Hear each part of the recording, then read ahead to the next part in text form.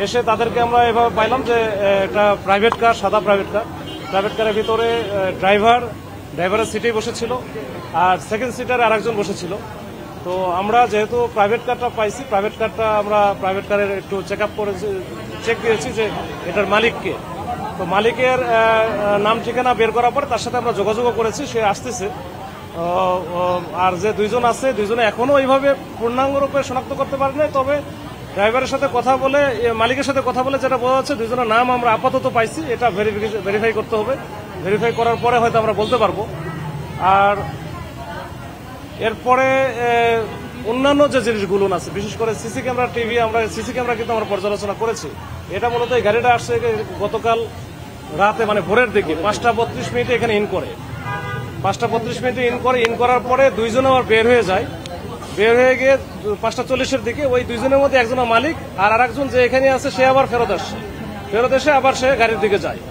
এখন মালিকের সাথে কথা বলে আপাতত যেটা বুঝতেছি যে তাদের এই গাড়িটা তারা আসছিল, এখানে তাদের একটা রিলেটিভ এখানে সিরাজুল ইসলাম মেডিকেলে ভর্তি আছে, তাকে নেওয়ার জন্য মালিক চলে যায়। যে ওই রিলেটিভকে নিয়ে তারপরে তারা মালিক হচ্ছে আবার এরা চলে যাবে। এইভাবে এটা এখন পর্যন্ত এই রাত এরকম পাওয়া গেছে। আমরা আসলে এটার একটু বিস্তারিত তদন্ত করে তারপরে বিস্তারিতটা আমরা বলতে পারবো। তার আগে আসলে বলা মুশকিল। এটা আসলে বিস্তারিত ইনভেস্টিগেশন না করে আসলে বলা মুশকিল। তবে এখানে একেবারে বেসমেন্টটা দুই তলা বলে নিচ্ছে, তাই না?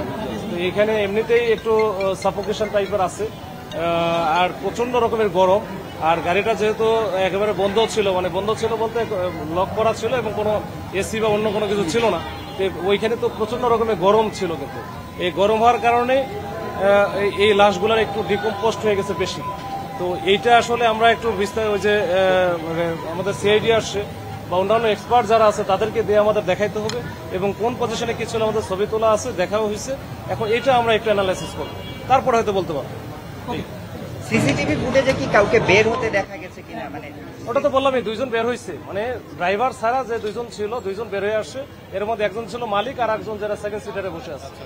তো সেকেন্ড সিটারে সে আবার ব্যাক করে চলে গেছে আর মালিক তো চলে গেছে। এই হচ্ছে বিষয়। এটা এখন পর্যন্ত বেসমেন্ট থেকে ব্যাক করেছে কিনা পরে এখনো পর্যন্ত পুরোটা আমরা দেখতে পারি না। তবে এরপরে মনে হয় আর ব্যাক করে নাই যতটুকু পাইছি, কিন্তু এরপরে আমাদের আরো পুরোটা সময় দেখতে হবে।